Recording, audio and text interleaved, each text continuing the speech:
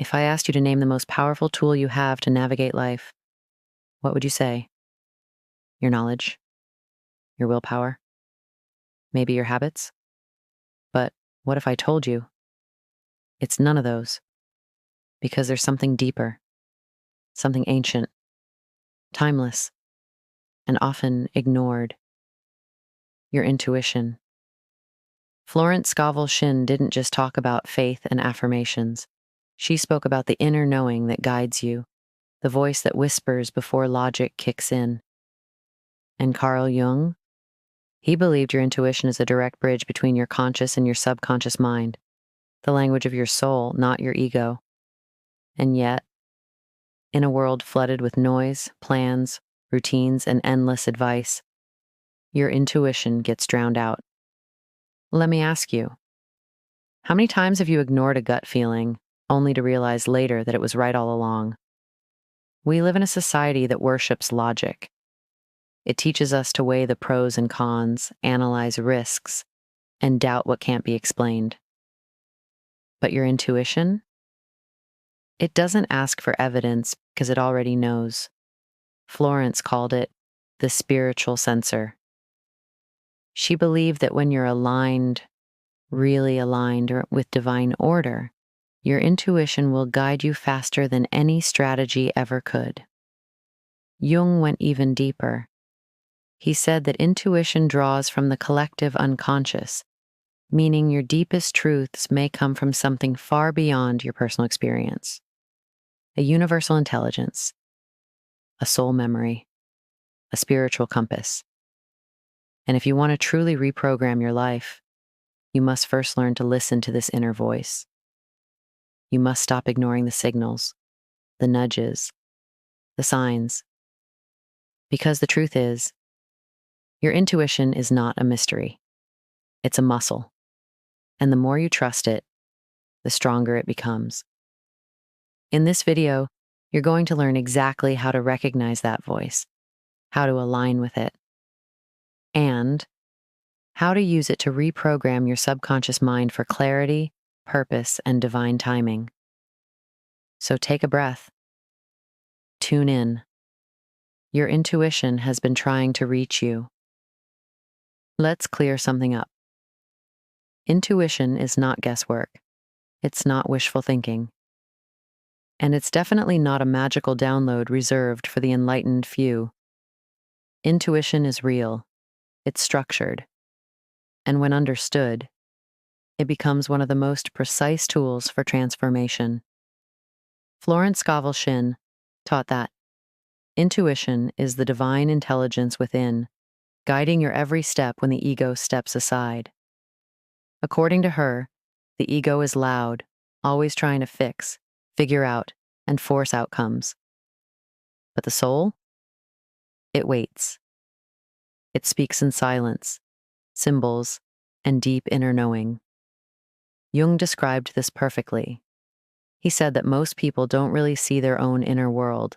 They project it. Their fears, hopes, and traumas distort what they think they're perceiving. That's why, to truly follow intuition, you need to go inward and clear the noise. Think of your intuition like a radio signal. If your mind is crowded with doubt, anxiety, or overthinking, the frequency gets lost.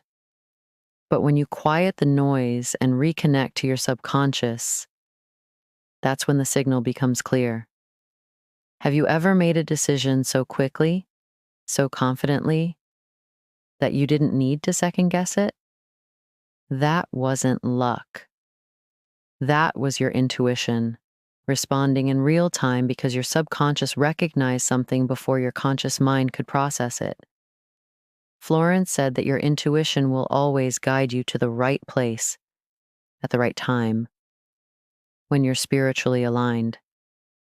But that alignment is a discipline, not a passive hope. So what keeps most people from following it? They fear being wrong. They've been taught to mistrust themselves. Or worse, they confuse their trauma response with intuition. But here's the truth. Real intuition never comes with fear. It's not frantic. It doesn't beg for attention. It's calm, certain, and often feels like it came from beyond. In the next blocks, you're going to learn how to develop this connection step by step and how to separate your ego from your soul's voice. Because once you understand this, your life starts to shift. Quietly, but powerfully. You don't train your intuition by forcing it. You train it by creating the conditions for it to speak. Most people think they need more information to make better decisions. But in truth, what they need is more inner stillness. Because intuition doesn't scream, it whispers. And only those who are still enough will hear it. Florence Scovel Shinn often said, "When you are in doubt, be silent." Why? Because silence gives space for truth to rise. In silence, the ego begins to lose control. And when the ego loses control, the subconscious, your soul's compass, takes the lead. Carl Jung, in his deep exploration of the psyche, emphasized that true knowing doesn't come from outside sources. It arises from within, often through symbols, dreams, and flashes of insight. Your subconscious is always listening, always processing. And when aligned, it gives you intuitive signals in real time. But here's the challenge. In the modern world, you're constantly overstimulated. Your phone, your notifications, the pressure to know everything, all of it keeps you in your thinking mind. And when you live only in your head, you disconnect from your intuitive self. That's why creating rituals of quiet, even 5 minutes of stillness per day, can begin rewiring your system. Because the more you learn to trust stillness, the more your subconscious becomes your primary guide. Here's a practice you can start today. Each morning, before reaching for your phone, place your hand on your heart and ask yourself, what do I need to know today? Don't try to hear an answer right away. Just ask. Be still. Let the answer come when it's ready. This simple habit builds the muscle of trust. The trust that you already have the guidance inside you, and that your job is to listen. Because intuition is like a friend. The more you ignore it, the quieter it becomes. But the more you honor it, the louder and more accurate it gets. In the next block, we'll go even deeper into the specific habits that block your intuition and how to clear them. There are specific behaviors, often invisible, that block your intuition every single day. And until you learn to clear them, your subconscious can't deliver the insight you're asking for. The first block is doubt. Not ordinary doubt, but the kind that spirals. What if I'm wrong? What if this doesn't work? What if I fail? When you live in this mental loop, your subconscious receives one message: I don't trust myself. And the subconscious obeys. It reflects what you feed it. If you feed it fear and uncertainty, it gives you more confusion in return. Florence taught that your word is your wand. That means even silent thoughts, even subtle assumptions, are instructions. So when you say, I'm not sure, maybe I shouldn't, or this probably won't work, you are casting spells of misdirection. You're fogging up the signal from within. The second block is overconsumption.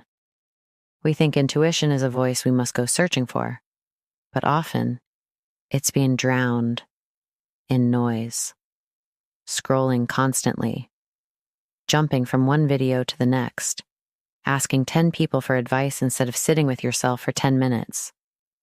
Your inner voice doesn't compete for volume. It waits for space. The third block is emotional clutter. Resentment, jealousy, guilt. These are heavy emotions that clog the flow of intuitive clarity. You might get a subtle feeling, a quiet nudge. But if your inner space is full of unresolved emotion, you'll miss it. That's why daily emotional hygiene is just as important as mental clarity. Release what doesn't serve. Forgive where you're holding anger. Let go of what's not yours. Carl Jung believed that intuition was one of the 4 primary functions of the psyche, but only when developed consciously. That means it requires practice, awareness, and trust. You're not blocked because you lack ability. You're blocked because the channel is full. Clear the channel, and your intuition returns like a wave. In the next block, we'll look at a powerful technique you can use daily to reconnect with your intuitive power and receive answers directly from your subconscious. If you want to strengthen your intuition, you need a daily ritual. Not a big one, not something mystical, just something that creates space for your subconscious to speak. Try this. Every morning, before you look at your phone, sit in silence for 7 minutes. Set a timer. Place your hand over your heart. Close your eyes. Breathe. Then ask yourself one question. What do I need to know today? Don't rush to get an answer. Don't try to think your way into it. Just wait. Sit with a question and let whatever arises, arise. Sometimes it will be a word. Sometimes it will be an image. Sometimes it will be just a feeling, a gentle push towards something you hadn't planned. That's your intuition. That's your subconscious, whispering before the world gets too loud. Florence Scovel Shinn believed that the subconscious mind responds most powerfully to stillness and suggestion. She often said, "Intuition is a spiritual faculty and does not explain, but simply points the way." By practicing this ritual every day, you teach your subconscious to come forward. You prove that you're listening. And when the subconscious knows you're listening, it sends more. Carl Jung said, "Until you make the unconscious conscious, it will direct your life and you will call it fate." This is how you begin to make it conscious.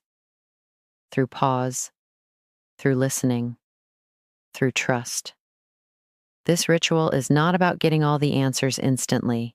It's about tuning your awareness to the right frequency, the one where your inner wisdom lives. The more you show up to listen, the clearer it gets.